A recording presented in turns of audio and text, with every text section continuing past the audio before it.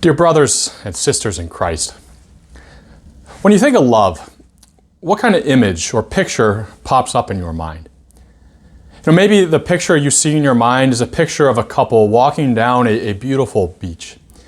And they're walking arm in arm, and of course there's a beautiful sunset, and the sunset is casting their silhouette over the perfectly groomed sand. It's the kind of picture you might find on the cover of a brochure for a fancy beachside resort. Because they're trying to sell you on the idea that that is the kind of place you need to go to if you want to rekindle the love in your relationships. Maybe though you have a different picture of love in your mind. Maybe you have a picture of a parent or grandparent and they're sitting there with a child on their lap. And maybe the grandparent is reading a book to their grandchild, or maybe they're looking through an old photo album together, and you can just see the look of love on their face and the look of contentment and satisfaction and security on the look of the face of the child. I don't think I'd be surprising anyone to say that psychologists tell us that we have a deep need for love.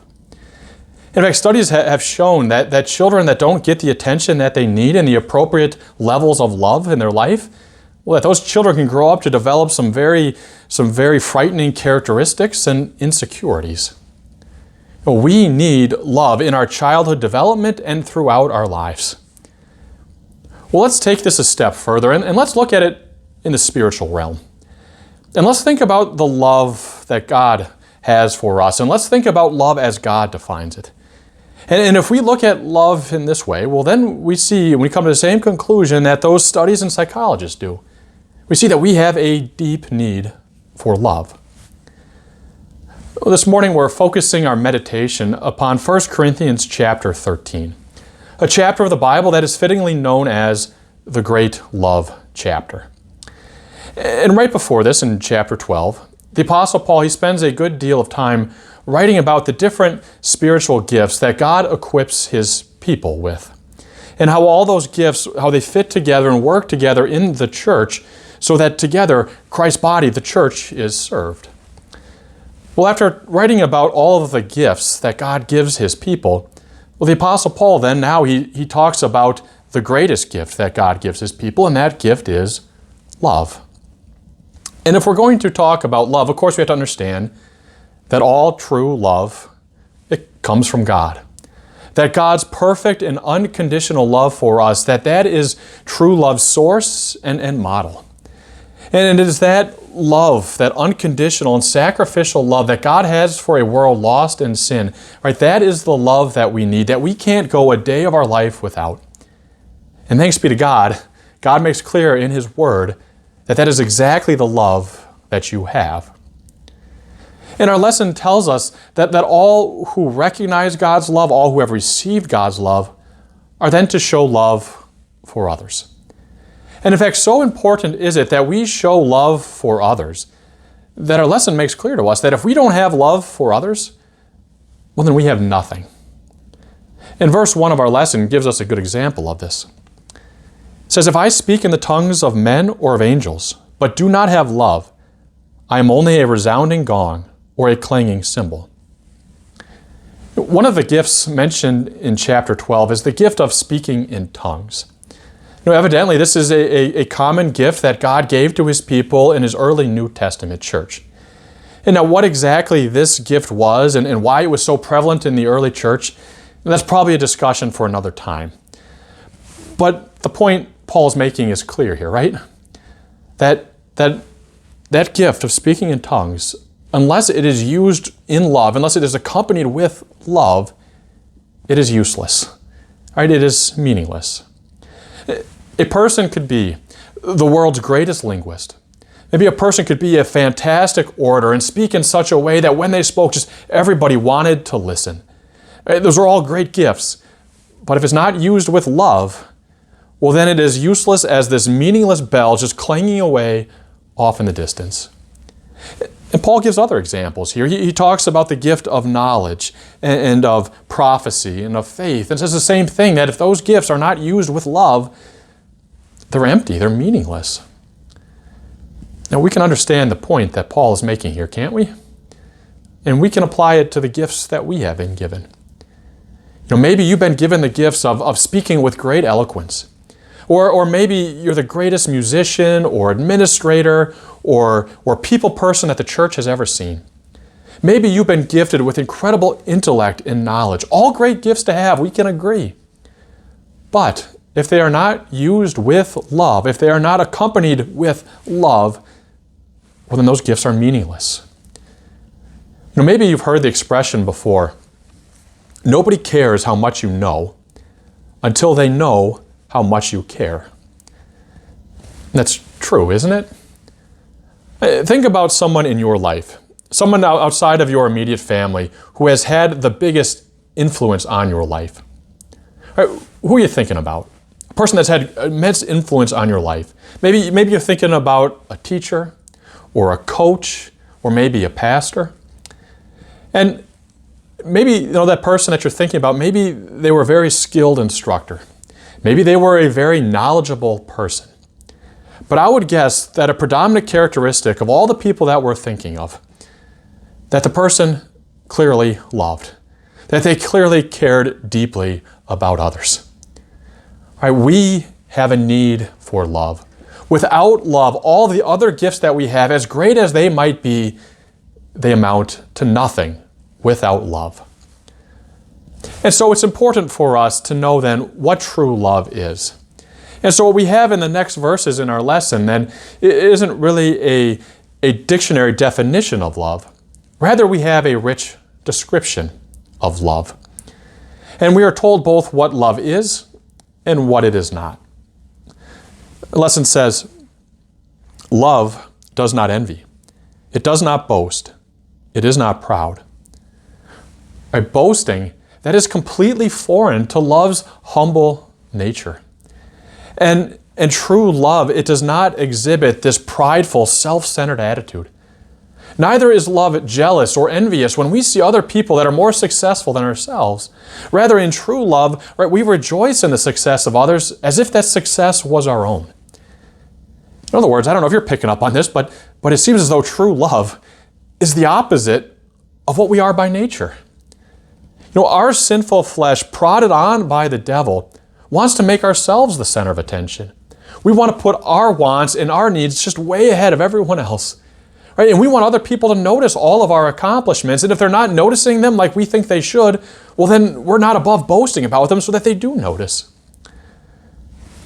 The lesson continues, love is not easily angered. These next descriptions of love, I think they might be the most condemning of them all, beginning with this one, love is not easily angered. Think about the last time that you became angry with someone. Well, who was it? Who did you last become angry with? Was it with a coworker, a spouse, a relative, a friend, maybe just a complete stranger? Well, does your anger, did that help the situation? Or did it make the situation a whole lot worse? And did your anger, did it reflect God's forgiving and saving love for you? Or did your anger instead reflect and reveal a heart that is filled with pride and can't stand it when we don't get our way? We're told love keeps no record of wrongs. Of course, we want to keep a record of the wrongs done against us. We want to keep record so that we can settle the score later on with some sweet, sweet revenge. And if we can't get revenge, at the very least, we think we're owed at least being able to hold a grudge against the person. Just how hard that is to not keep score against our childhood bully or against someone who has hurt us or wronged us and mistreated us in some way. How hard it is to not keep a running tally going of all the offenses against us. Right? It's completely human nature. It comes natural to us, which is part of the reason why the world praises this sort of attitude. Right? Who doesn't love a good revenge story? Well, so far we have seen a clear picture of what love is not.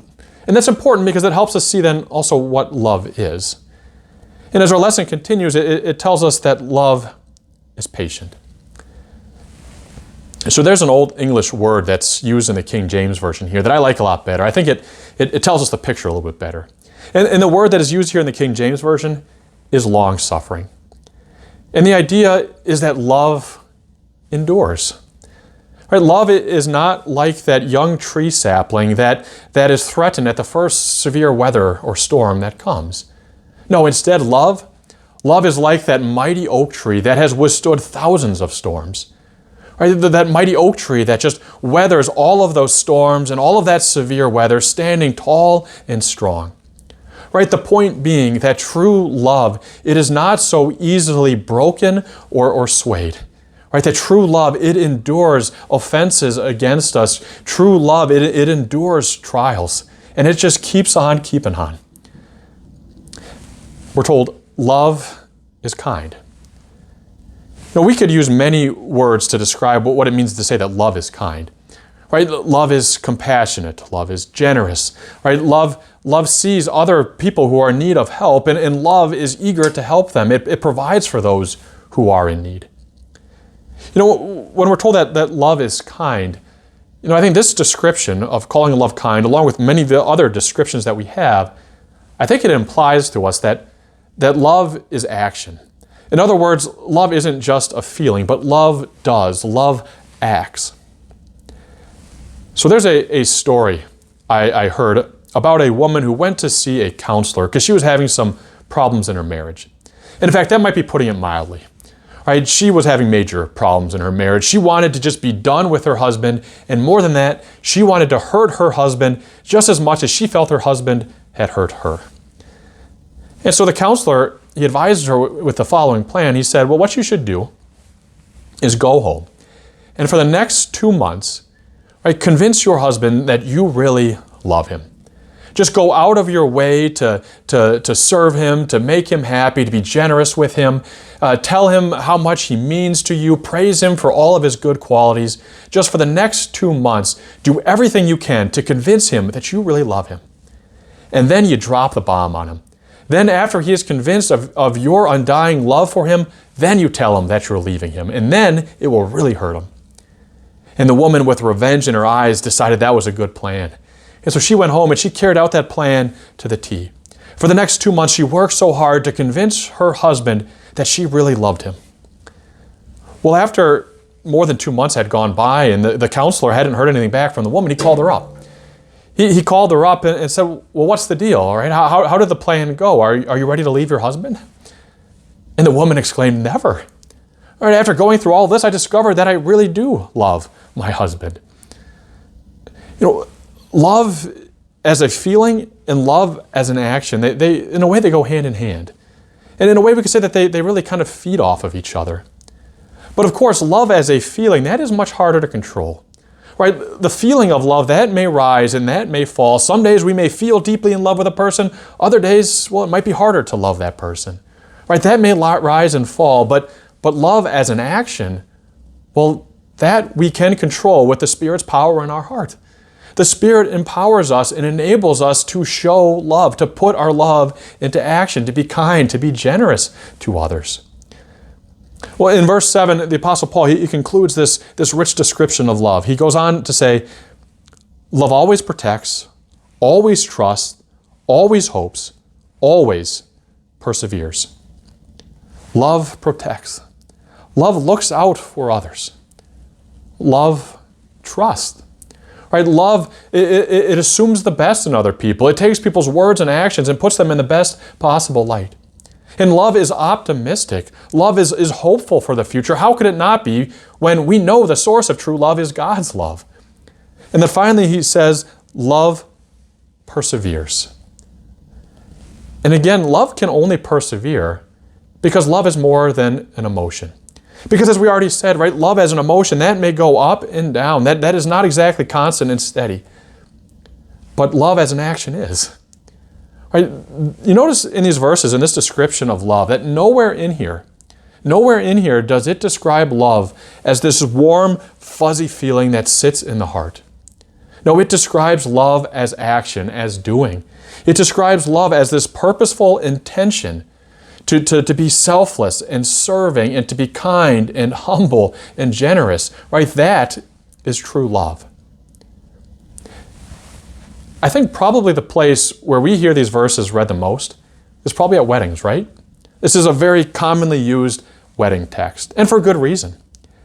And in fact, I might suggest that I think it's a good idea for all Christian couples to have these words written or printed somewhere in your home that you can look at them regularly. Because all of these principles, these help all of our relationships, and I think especially our marriages. But as we read through these verses, it might also be a little bit painful to read. Because as we see this description of perfect love, it can be a little condemning to see that our love has fallen short. You know, in one of the confessions of sins that we regularly use, it says that we confess that I have not loved others as I should. Well, these verses are a certain reminder of that. But here's where our hope and joy is found in these verses, is that we understand that these verses are also a description of God's perfect love for us. In his perfect, unconditional, selfless love, Christ came into this world, and he paid the price for all of the times that our love has fallen short. And now God assures us that his love keeps no record of wrong. He assures us that he has taken all of our sins and he has buried them in the deepest depths of the sea, never to be found again. They are completely forgiven, completely scrubbed from our record. And God assures us that his love, it perseveres. It perseveres and it endures. It is stronger than that mighty oak. Because God's love, it is eternal. And his love and faithfulness and forgiveness, it is greater than all of our sins. Yes, we have a deep need for love. And most important of all is God's perfect love for us. Because it is that love of God that empowers us and that forgives us and that motivates us. With God's love empowering us, we can be the kind of congregation that puts God's love into action. We can have the kinds of homes and families and marriages that are built on that building block of true love. And we can be the kind of people who reflect Christ's love out in our communities. We have a need for love. And by the grace of God, you know true love. Amen.